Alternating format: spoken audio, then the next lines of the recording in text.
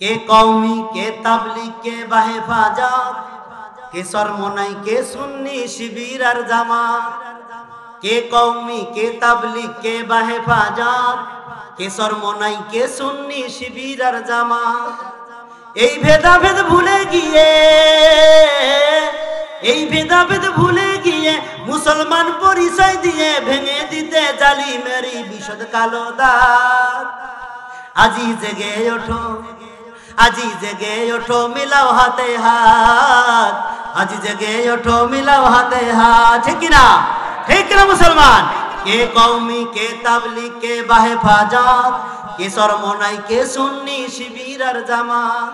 কে কওমি, কে তাবলিগ, কে বাহেফাজত, কে সরমনাই, কে সুন্নি শিবির আর জামাত। এই ভেদাভেদ ভুলে গিয়ে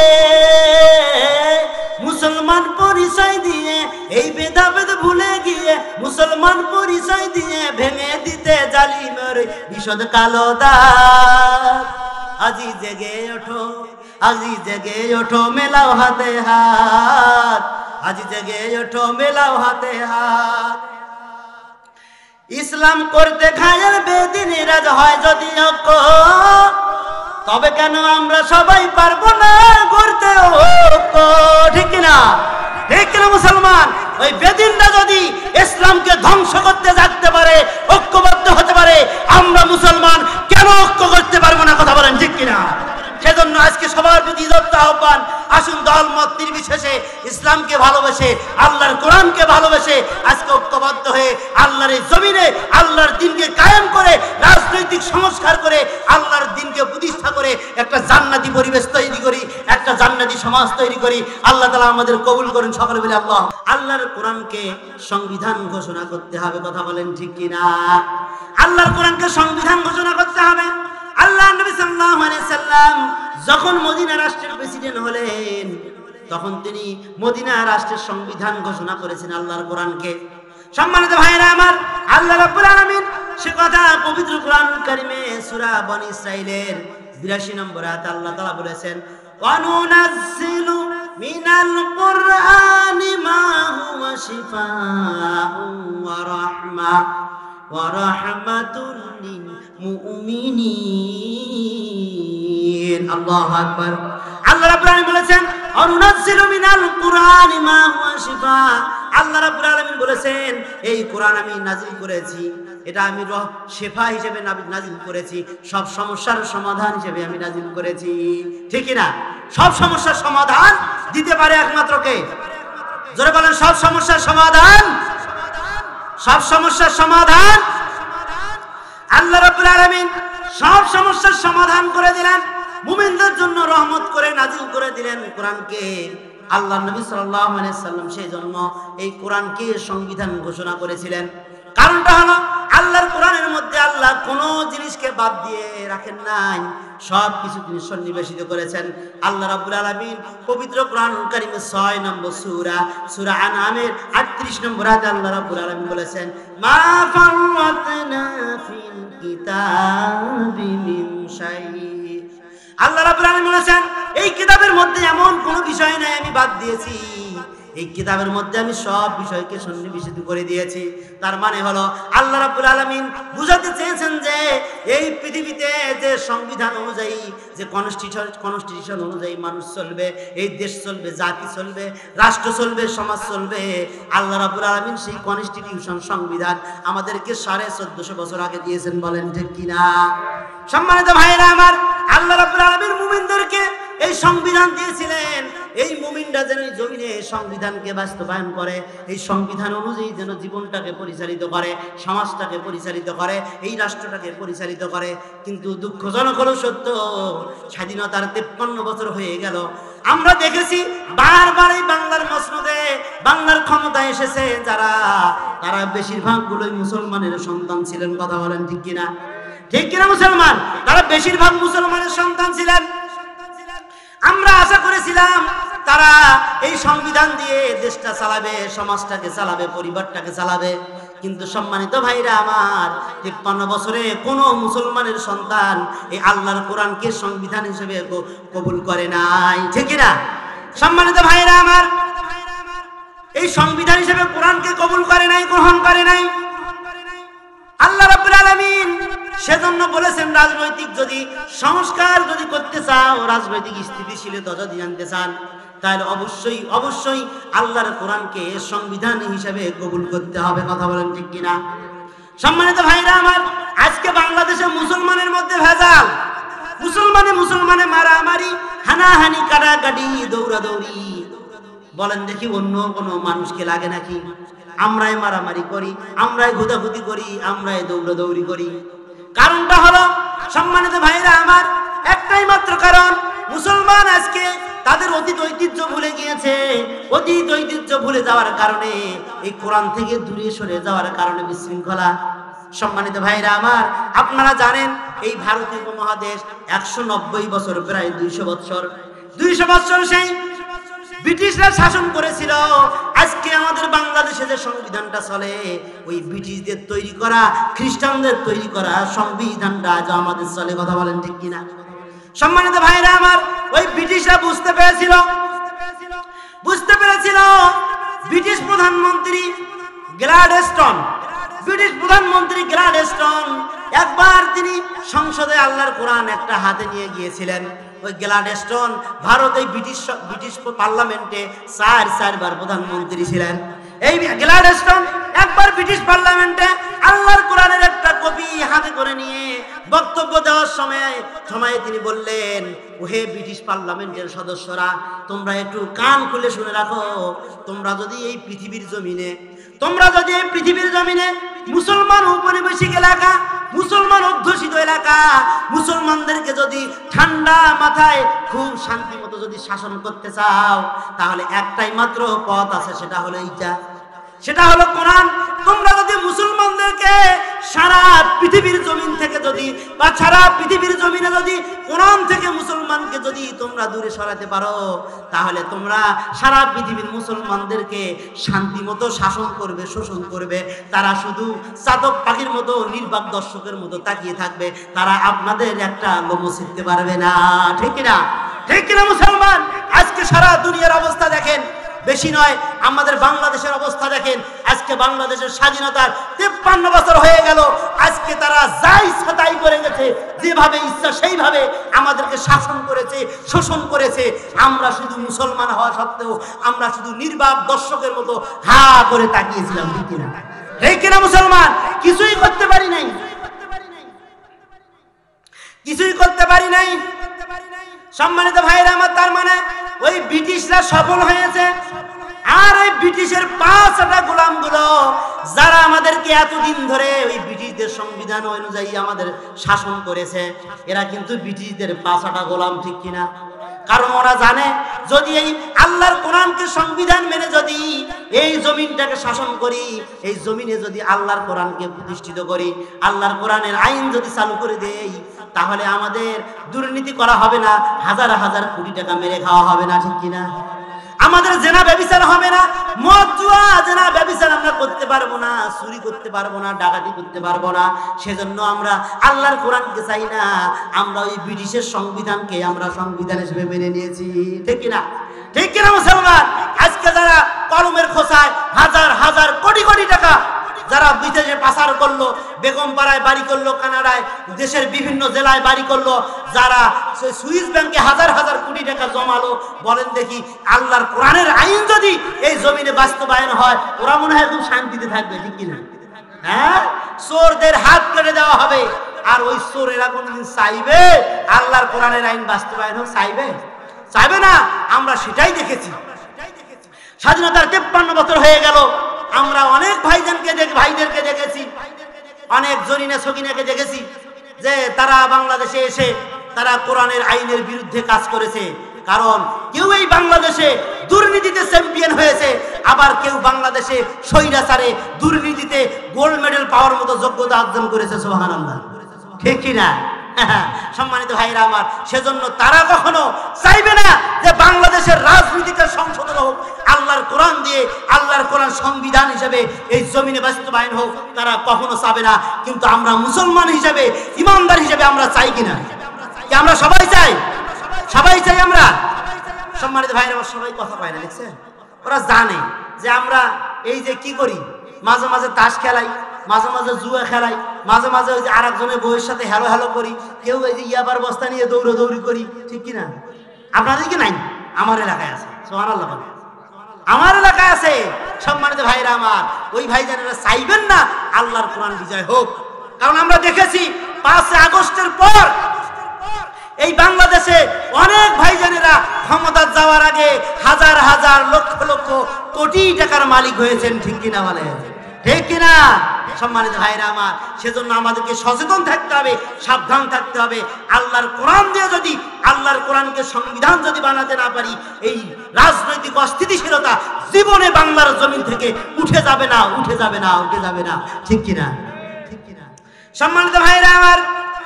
আল্লাহ রাব্বুল আলামিন আল্লাহ যে সংবিধান দিয়েছেন, এই সংবিধান অনুযায়ী শাসন করা লাগবে, আল্লাহ তাআলা সে কথাও কোরআনে দিয়েছেন। এখন আমরা বিভিন্ন জায়গায় মাহফিল করতে যাই, অনেক ভাই বলেন হুজুর রাজনীতির কথা বল না, বলে না? বলে কিনা ভাই? আচ্ছা, আপনারা আল্লাহ নবী সাল্লাল্লাহু আলাইহি সাল্লামের পুরো জিন্দেগিটা মানেন কি মানেন না? তার 23 বছর নবুয়তের জিন্দেগি মানেন কিনা? তার সংস্কারগুলো মানেন কিনা? এটা জোরে কথা বলেন, মানেন কিনা? যদি সবই মানেন ভাই, আপনি সব মানলেন, নামাজ মানলেন, রোজা মানলেন, হজ মানলেন, যাকাত মানলেন, তাসবিহ মানলেন, মিসাওয়াক মানলেন, মিষ্টি খাওয়া মানলেন, রাজনীতিটা মানতে আপত্তি কেন? কি রাজনীতি মানতে আপত্তি কেন? আপনি তো মুসলমান হিসেবে দাবি করেন। যখন আল্লাহর নবীর জীবনের একটা বড় অংশকে আপনি বাদ দেবেন, আপনি তখন মুমিন থাকতে পারেন না, ঠিক না?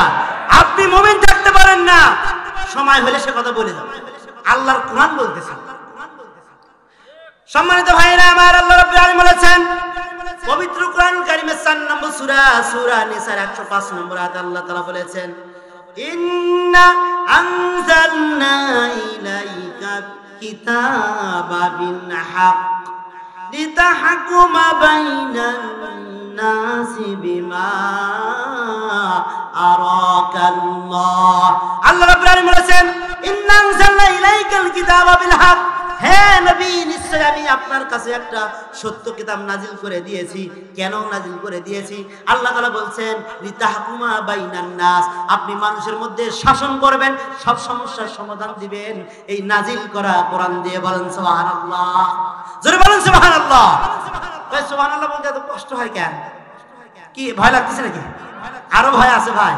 আল্লাহ তাআলার শুকরিয়া করে একবার মন খুলে সুবহানাল্লাহ বলেন, সুবহানাল্লাহ। আল্লাহ বলতেছেন কোরআন দিয়ে শাসন করার কথা, আর আমার সেন্টুরে কয় দুর্বাদ দাও কোরআন, আজও কোরআন চলে, ঠিক কিনা? ওই সেন্টুদের কথা আর বাংলার মানুষ শুনে না, কথা বলেন ঠিক কিনা? আজকে বাংলার আনাচে কানাচে, আজকে খেটে খাওয়া মানুষ থেকে শুরু করে উপরতলার মানুষ পর্যন্ত সবাই বুঝতে পেরেছে, এতদিন যাদেরকে দেখেছি তারা সবাই ছিল কোরআনের বিরোধী, রাসূলের বিরোধী, ইসলাম বিরোধী, মুসলমান বিরোধী, কথা বলেন ঠিক কিনা? তারা এই বাংলাদেশে শান্তি দিতে পারেন নাই। সেই জন্য শান্তির খোঁজে আজকে সারা বাংলাদেশের মানুষের মুখে একটাই রব উঠেছে, সবাইকে দেখা শেষ আল কোরআনের বাংলাদেশ, ঠিক কিনা? সবাইকে দেখা।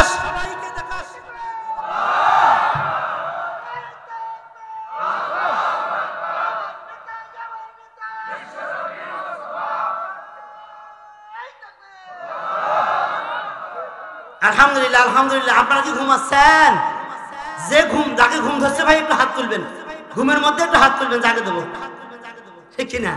সম্মানিত ভাইরা আমার, আজকে সারা বাংলাদেশের পরিবেশের পরিবর্তন হয়ে যাচ্ছে, ঠিক কিনা?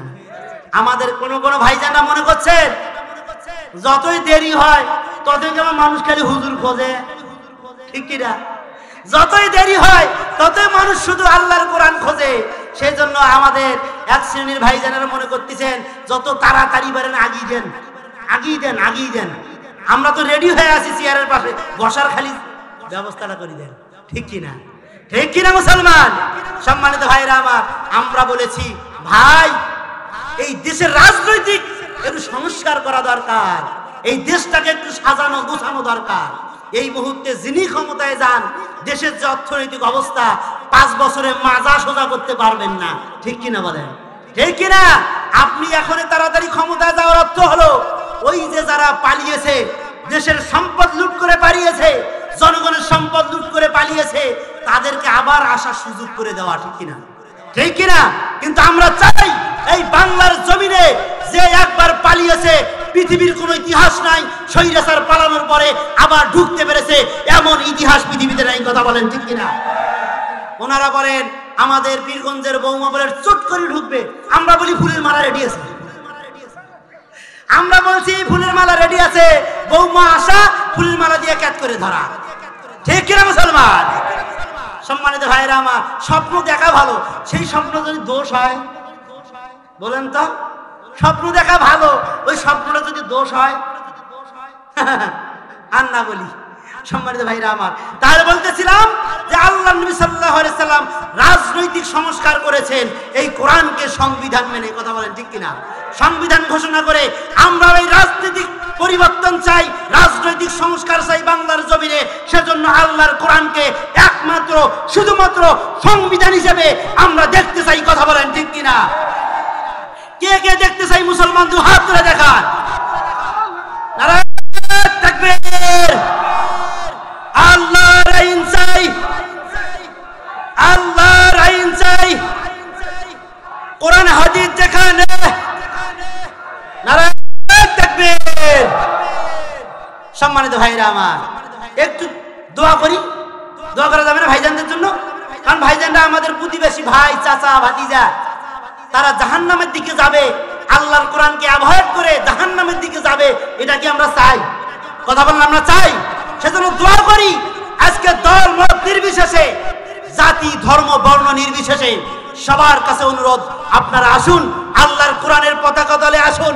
আজ এই বাংলাদেশটাকে আমরা কোরআনের অনুশাসন কায়েমের মাধ্যমে সোনার বাংলায় সোনা ফলাই। ঠিক কিনা? এই বাংলার জমিনে শান্তির সুবাতাস বইয়ে দেয়। এই আল্লাহ তাআলার দেওয়া এই সূর্য প্রায় 15 কোটি কিলোমিটার দূরে থেকে এই যে রোদ দেয়, যে তাপ দেয়, এই রোদ যেমন সারা পৃথিবীর মানুষের জন্য জাতি ধর্ম বর্ণ নির্বিশেষে, দলমত নির্বিশেষে সবার জন্য যেমন উপকার করে, আল্লাহর এই আইন এই জমিনে বাস্তবায়ন হলে সূর্যের আলোর মতোই সবার জন্য উপকার করবে। কথা বলেন ঠিক কিনা মুসলমান? ঠিক কিনা? সম্মানিত ভাইরা আমার, সেজন্য বলি আজকে আমাদের কিছু ভাইজানেরা আছেন, বাবাজিরা আছেন, কি সুন্দর পরহেজগার, হজ করে এসেছেন, সব সময় তাসবিহ। হ্যাঁ, মাঝে মাঝে দেখি সুদের টাকাও লাগানো আছে। সুবহানাল্লাহ, 13 লক্ষ বার সুদের টাকা, 14 লক্ষ বার সুদরগণ। সুবহানাল্লাহ আছে না নাই? ওরে বাপরে বাপ, মাঝে মাঝে দেখবেন কিছু কিছু আল্লাহওয়ালা মানুষ তসবিহ উঠানে গল্প করে। আমি ভাই কে রে, ওখানে কি পায়? মানে অভ্যাস হয়ে গেছে, বোঝেন না? অভ্যাস হচ্ছে তো, টানতে আছে তো, গল্প চলতে আছে, এদিক কিন্তু হিসাবও হচ্ছে। সুবহানাল্লাহ ভাই, তাসবিহ টানেন ভালো কথা, কিন্তু আজকে আপনি নামাজ পড়বেন, আল্লাহর কথা মতো নামাজ পড়বেন, আল্লাহর কথা মতো আপনি রোজা করবেন, আল্লাহর কথা মতো তাসবিহ জপবেন, আর আল্লাহর কথা মতো সমাজ পরিচালিত হোক, আল্লাহর কোরআন সংবিধান হোক, আল্লাহর কোরআনের আইন অনুযায়ী নিজে চলবো, সমাজ চলবে, এটা আপনি চাবেন না, আপনি কখনো ইমানদার হতে পারেন না। ঠিক কিনা? ঠিক কিনা মুসলমান? সেই ভাইজানেরা বলেন যে আমরা আল্লাহর কোরআনের প্রতি ঈমান এনেছি, রাসূলের প্রতি ঈমান এনেছি, আমরা কি বলে আল্লাহর প্রতি ঈমান এনেছি, আর কি করি পরকালের প্রতি ঈমান এনেছি। আমরা তো নামাজও পড়ি। আল্লাহ রাব্বুল আলামিন সূরা বাকারার 9 নম্বর আয়াতে বলেছেন, وَمِنَ النَّاسِ مَن يَقُولُ آمَنَّا بِاللَّهِ وَبِالْيَوْمِ الْآخِرِ وَمَا هُمْ بِمُؤْمِنِينَ। আল্লাহু আকবার। আল্লাহ রাব্বুল আলামিন বলেছেন, এই পৃথিবীর জমিনে কিছু মানুষ আছে, তারা দাবি করে যে ঈমান এনেছি আল্লাহর প্রতি, ঈমান এনেছি পরকালের প্রতি, দাবি করে কিনা? আল্লাহ রাব্বুল আলামিন বলে, যারা মুখে মুখে বলে আল্লাহর বিধান মানতে চায় না, আল্লাহর বিধান কায়েম করতে চায় না, আল্লাহ রাব্বুল আলামিন বলেছেন ওমা হুম বিমুমিনিন, তারা কখনো মুমিন হতে পারে না, মুমিন হতে পারে না। ঠিক কিনা মুসলমান? তারা মুমিন হতে পারে না, তারা দাবি করলে হবে কি? সম্মানিত ভাইরা আমার, অনেক আল্লাহওয়ালা মানুষ আছে, হজ করে এসেছেন, হজ করে আসার পর নামাজ পড়ে, লম্বা জুব্বা পরে, কি সুন্দর হাজি গামছা আছে, কোনো সমস্যা নাই, খুব ভালো। কিন্তু যখন তাদেরকে বলবেন বাবাজি আপনি তো আল্লাহর ঘর তাওয়াফ করে আসলেন, এখন আসেন আল্লাহর বিধানকে কোরআনকে জমিনে বাস্তবায়ন করি, তখন কিন্তু এই সমস্ত কিছু হাজি সাহেব আছেন, তারা বলে বাবা আমরা ঝামেলার মধ্যে নাই। ঠিক কিনা? ঠিক কিনা মুসলমান? তারা বলে ঝামেলার মধ্যে নাই, কিন্তু ভাই বাবাজিরা আমার, ওই হাজী সাহেবদেরকে বলতে চাই, আপনি যখন কাবা ঘর তাওয়াফ করেছেন, তাওয়াফের সময় যখন আপনি কি বলেছেন? আপনি আল্লাহর কাছে বলেছেন লাব্বাইক আল্লাহুম্মা লাব্বাইক, লাব্বাইক লা শারীকা লাকা লাব্বাইক, ইন্নাল হামদা ওয়ান নি'মাতা লাকা ওয়াল মুলক লা শারীকা লাকা লাব্বাইক। সম্মানিত ভাইরা আমার, আপনি যে ওখানে আল্লাহকে কি বলে আসছেন সেটা খবর আছে? সেটা কি খবর আছে? আল্লাহ রাব্বুল আলামিনকে বলেছেন ইন্নাল হামদা ওয়ান নি'মাতা লাকা ওয়াল মুলক। আল্লাহ রাব্বুল আলামিনকে বললেন, আল্লাহ সমস্ত প্রশংসা তোমার জন্য, তোমার নিয়ামতের শুকরিয়া করি, সমস্ত প্রশংসা তোমার জন্য। লাকা ওয়াল মুলক, এই আসমান জমিনের সব কিছু সার্বভৌমত্ব আপনার, বলেন সুবহানাল্লাহ। সব কিছুর কর্তৃত্ব, সব কিছু রাজার রাজা, বাদশার বাদশা, সব কিছুর প্রভু হলেন আপনি। এই ঘোষণা আপনি কাবা ঘর তাওয়াফ করছেন আর বলে এসেছেন। সম্মানিত ভাইরা আমার, আপনি স্বীকার করলেন সমস্ত পৃথিবীর কর্তৃত্ব, আধিপত্য আল্লাহর। আল্লাহর যদি আধিপত্য হয়, আইনটা চলবে কার? কথা বলেন, আইনটা চলবে কার? এই স্বাধীনতার 53 বছরে বিভিন্ন দল ক্ষমতায় এসেছে বাংলাদেশে, তখন তাদের আধিপত্য ছিল বাংলাদেশে, ঠিক কিনা? তখন কিন্তু আইন আমরা মেনেছি, কিন্তু তাদের, ঠিক কিনা? যারা ক্ষমতায় ছিলেন তাদের আইন মেনেছি, তারা যেভাবে চালিয়েছে সেইভাবে চলেছি। এমনকি করোনার সময় বললো ফাঁকা ফাঁকা হয়ে নামাজ পড়ো, 2-4 জন কি মাঝখানে 2-3 জন দাঁড়াবার রাস্তা রাখিয়া দাঁড়িয়ে দাঁড়িয়ে নামাজ আদায় করো। সুবহানাল্লাহ, বুঝছি কিনা? নামাজের কাতার ফাঁক ফাঁক হয়ে দাঁড়ালে মনে হয় নামাজ হবে, কি নামাজ খুব সুন্দর হবে না? আমরা সেটাও করেছি। তাহলে কর্তৃত্ব যার, তার আইন যদি এই জমিনে মেনে নেওয়া হয়। হাজী সাহেব হুজুর, আপনি আল্লাহকে বলি আসলেন এই পৃথিবীর নবমণ্ডল ভূমণ্ডল সবকিছুর কর্তৃত্ব আপনার। আল্লাহ বলেছেন আলা লাহু খালকু ওয়াল আম, এই জমিন যার, এই সৃষ্টি যার, আইন চলবে তার। আপনি স্বীকার করে আসলেন। আর বাংলাদেশে এসে যখন বললাম যে আল্লাহর আইনের প্রতিষ্ঠার কাজ করি, আল্লাহর কোরআনকে সংবিধান হিসেবে ঘোষণা করি, তখন আপনি বললেন যে ভাই আমি ঝামেলার মধ্যে নাই। কথার সাথে কাজের মিল আছে? কথা বলেন, কথার সাথে কাজের মিল আছে? আমি ওই সমস্ত হাজী সাহেব বাবাজিদেরকে বলি, ভাইজানদেরকে বলি, এখনো সময় আছে। হয়তো এতদিন বোঝেননি, ঠিক কিনা? এতদিন বোঝেননি, আজকে তো বুঝলেন যে হজ করতে গিয়ে আল্লাহকে কি বলে এসেছেন, আল্লাহকে কি স্বীকার করে এসেছেন। সেটা যদি বাস্তব জীবনে আপনার না থাকে, আপনার ওই হজ দিয়ে 5 পয়সার উপকার হবে না। কথা বলেন, ঠিক কিনা? সম্মানিত ভাইরা আমার, কি মনে করছেন? আহা, হজ করে আসছে, মনে হয় যে বাপরে বাপ আল্লাহ জান্নাতে গেছে। হ্যাঁ, হাদিস আছে আল্লাহ মাবরুর হজ, কবুল হজের জন্য জান্নাত দিবেন, এটা অবশ্যই দিবেন। তো হজ আপনার কবুল হওয়া লাগবে না? আপনি যাওয়ার সময় বেটাকে সবগুলো দিয়ে গেলেন, বেটিকে বলে গেলেন মা দোয়া করে গেলেন। সুবহানাল্লাহ, এরকম হাজি আছে আপনাদের এইদিকে? আপনাদেরকে না থাকলে হবে কি, আমাদের এইদিকে অনেকগুলো আছে। আমি বলছি ভাই, ওই জামানায় যখন কঙ্কর নিক্ষেপ করতে গেছে পাথর, তখন ইবলিস শয়তান হাসছে আর বলছে রে বাংলাদেশের জমিন থেকে আসলি, তুই তো আমার চেয়ে বড়টা, ঠিক কিনা? তুই আমার চেয়ে বড়টা, তুই বেটাকে দিয়ে গেলি জমি আর বেটিকে বললি দোয়া করে গেলাম। সম্মানিত ভাইরা আমার, আমার গ্রামের পাশের গ্রামের কয়েকদিন আগে শুনলাম এক বেটার বেটি নাই, কয়েকজন ছেলে আছে, তো এক ছেলের 3টে না 2টে মেয়ে। এখন জমি ভাগ করে দেওয়ার সময় বাবা এখন করছে কি, যার মেয়ে নাই তাকে 1 শতকও দেয় নাই। কেন? কি আমার বেটা আছে, খাবি কেটা? আমি বলছি ভাই, ওর জাহান্নামে যাওয়ার জন্য কিছুই লাগবে না, এটাই যথেষ্ট। সুবহানাল্লাহ, জাহান্নামে যাওয়ার জন্য কিছুই লাগবে না। মুসলমান যারা আপনার মেয়েকে ঠকিয়ে, ফুফুকে ঠকিয়ে সেই সম্পদ ভক্ষণ করছেন, আল্লাহর কসম করে বলি আপনি জান্নাতে যাবেন না, আপনাকে জাহান্নামে যেতেই হবে, 100% গ্যারান্টি। বলেন সুবহানাল্লাহ। অনেকে বলতে যে হুজুর এতক্ষণ তো ভালো কাজ করলে দিক গেল কেন? অনেকে মনে করতেছেন নাকি এটা কি আমার কথা? এটা আমার কথা না সম্মানিত ভাইরা আমার। সেজন্য বলতেছিলাম রাজনৈতিক সংস্কার যদি আমরা আল্লাহর নবীর দেখানো পথে করতে পারি, এই বাংলাদেশে কখনো অস্থিতিশীল পরিবেশ থাকবে না, আমাদের কোনো অশান্তি থাকবে না, ঠিক কিনা বলেন? সম্মানিত ভাইরা আমার, আল্লাহর নবী ৪র্থ নম্বরে যে কাজটি করেছিলেন, রাজনৈতিক সংস্কার করতে গিয়ে আল্লাহর নবী সাল্লাল্লাহু আলাইহি সাল্লাম মদিনায় হিজরত করার পর একটা সংবিধান লিখেছিলেন, একটা লিখিত সংবিধান তৈরি করেছিলেন। সেই সংবিধানটাকে বলা হয় মদিনার সনদ, যেটাকে ম্যাগনা কার্টা হিসেবে স্বীকৃতি দিয়েছে আধুনিক বিশ্বের সব বুদ্ধিজীবীরা, স্বীকৃতি দিয়েছে। আল্লাহ নবী সাল্লাল্লাহু আলাইহি সাল্লাম যখন মদিনায় হিজরত করলেন, তখন ওই জাতিটা ছিল শতদা বিভক্ত। অনেক জাতি, অনেক গোষ্ঠী, অনেক গোত্র আলাদা আলাদা ভাগে বিভক্ত ছিল।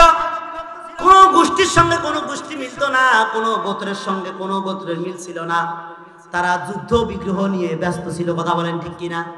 আল্লাহর নবী সাল্লাল্লাহু আলাইহি সাল্লাম দেখলেন যে এই জাতিকে যদি, এই জাতির মধ্যে যদি শান্তি আনতে চাই, তাহলে জাতিটাকে একটা সুতায় গাঁথে নিতে হবে, একটা সুতায় আবদ্ধ করতে হবে। আল্লাহর নবী সাল্লাল্লাহু আলাইহি সাল্লাম 47টা ধারা সম্বলিত একটা মদিনার সনদ প্রণয়ন করলেন, লিখিত সংবিধান প্রণয়ন করলেন। এই লিখিত সংবিধানের মাধ্যমে আল্লাহর নবী সাল্লাল্লাহু আলাইহি সাল্লাম গোটা জাতিটাকে তিনি এক জাতি বানিয়েছিলেন। ঠিক কিনা? ঠিক কিনা মুসলমান? আল্লাহর নবী সাল্লাল্লাহু আলাইহি সাল্লাম যেমন গোটা জাতিকে এক জাতি করে ওই মদিনার রাষ্ট্রকে একটা শান্তির রাষ্ট্র বানিয়েছিলেন, এই বাংলাদেশটার সব জাতি ধর্ম বর্ণ নির্বিশেষে, দল মত নির্বিশেষে সব জাতি ঐক্যবদ্ধ হয়ে, সব দল ঐক্যবদ্ধ হয়ে আল্লাহর এই জমিনে আল্লাহর হুকুমত কায়েম করে আমরা এই দেশের শান্তি আনতে চাই। কথা বলেন ঠিক কিনা মুসলমান? ঠিক কিনা? কি আপনারা চান? সবাই সবাই চান? হ্যাঁ, আমরা যে কোনো দলের হতে পারি, মতের হতে পারি, যে কোনো রাস্তার মানুষ হতে পারি। ভাই, আমাদেরকে শান্তি আনতে গেলে অবশ্যই অবশ্যই মদিনার সনদকে অবলম্বন করে রাসূলুল্লাহ সাল্লাল্লাহু আলাইহি সাল্লামের সিস্টেমে রাজনৈতিক সংস্কার করতে হবে। তাছাড়া বাংলাদেশে শান্তি আনা সম্ভব নয়, সম্ভব নয়, সম্ভব নয়। ঠিক কিনা? সম্মানিত ভাইয়েরা আমার, কয়েকদিন হলো ইন্ডিয়াতে মিছিল হচ্ছে। বর্ডারের কাছাকাছি এসে ইন্ডিয়ান বাহিনীরা বিশৃঙ্খলা করার চেষ্টা করতেছে। ঠিক কিনা? সম্মানিত ভাইরা আমার, আমাদের দেশের প্রধান উপদেষ্টা একটা ডাক দিয়েছেন, আমাদের জাতীয় ঐক্য তৈরি করতে বলেছেন, জাতীয় ঐক্য করতে বলেছেন। কারণটা হলো ওই বিদেশি জাতি, ওই ভারত, সেই শুরু থেকে ওই ভারত যখন আমাদের বাংলাদেশটা পূর্ব পাকিস্তান ছিল, তখন থেকে বাংলাদেশকে মানতে পারে নাই, পূর্ব পাকিস্তানকেও মানতে পারে নাই। সম্মানিত ভাইরা আমার, তাদের 5টা গোলাম যখন পালিয়ে গেল, তখন তারা বুঝতে পেরেছে আবার যদি বাংলাদেশের মানুষ জেগে ওঠে, আবার যদি পশ্চিম থেকে ওরাও জেগে ওঠে, আমাদের অবস্থা খারাপ। ঠিক কিনা? ঠিক কিনা?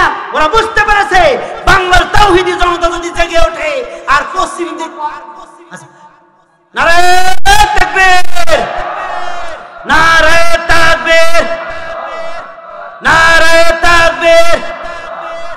প্রধান বক্তার আগমন গোপালপুরবাসীর পক্ষ থেকে, মিঠাপুকুরবাসীর পক্ষ থেকে নারে তাকবীর।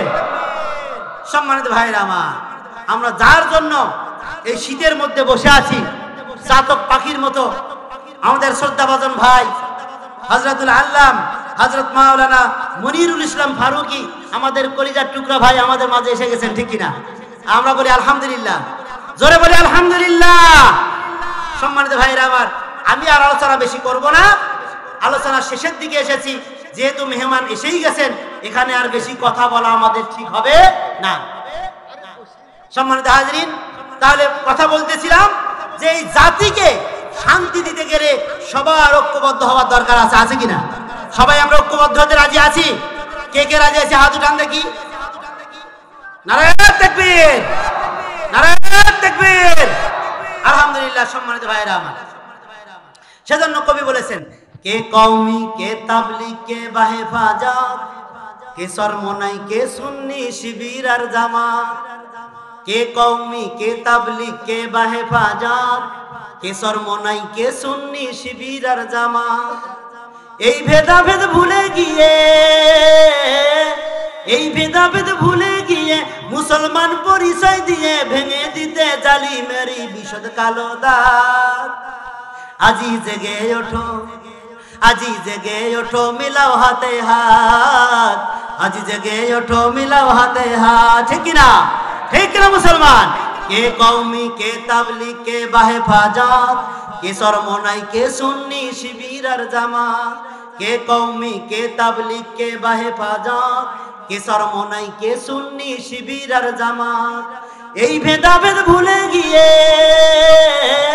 মুসলমান পরিচয় দিয়ে, এই ভেদাভেদ ভুলে গিয়ে মুসলমান পরিচয় দিয়ে ভেঙে দিতে জালিমের বিশদ কালো দাগ। আজি জেগে ওঠো, আজি জেগে ওঠো, মেলাও হাতে হাত, আজি জেগে ওঠো মেলাও হাতে হাত।